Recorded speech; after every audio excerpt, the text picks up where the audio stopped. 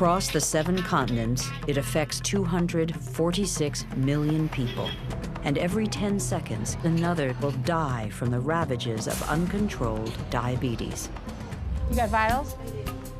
As with any battle, there are leaders, warriors who are committed to defeating their enemy. They know well what is at stake.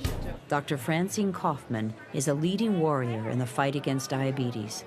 In her 30 years as a pediatric endocrinologist, she has seen diabetes skyrocket across the globe. Are youth ambassadors? Yep. Yeah. How can we help prevent? How can we eventually cure? And right now, how do we care for people on this planet with diabetes? Because it is a global epidemic. I'd always known about diabetes. My own grandmother had diabetes when I was growing up, and I watched her struggle with this disease my entire childhood, my young adulthood, and she died actually when I was in medical school. And I kind of wanted to get back at diabetes and do something significant in the field. So tell me about dancing.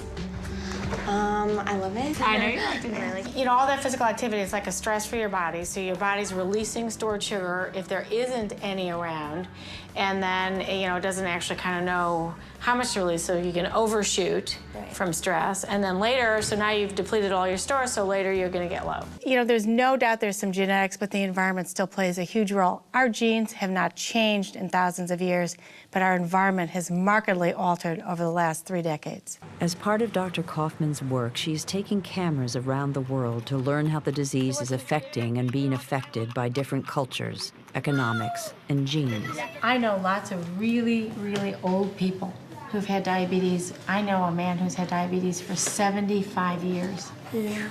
So you can live a long time with diabetes. Yes. But you know what you have to do to live a long time? You gotta really take care of yourself. Yes. And it grabs your heart when you see these children and know that the chances are that they will make it the same amount of time as my patients in Los Angeles is close to 0. And that they will succumb to a devastating disease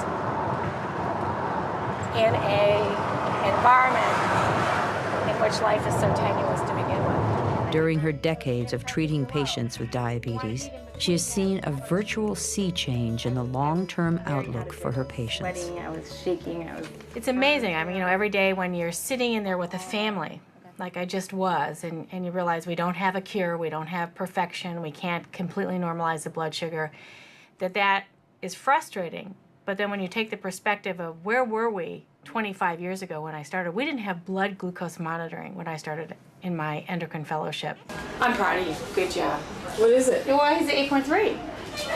And we were last time? 9.3. Very good job. What I want everybody to know is that we are innovating, we are making new tools, we are making breakthroughs. You can markedly reduce your chances of those complications and be whatever you want, dream whatever you want to dream, and have those dreams come true. All right, I'll see you later.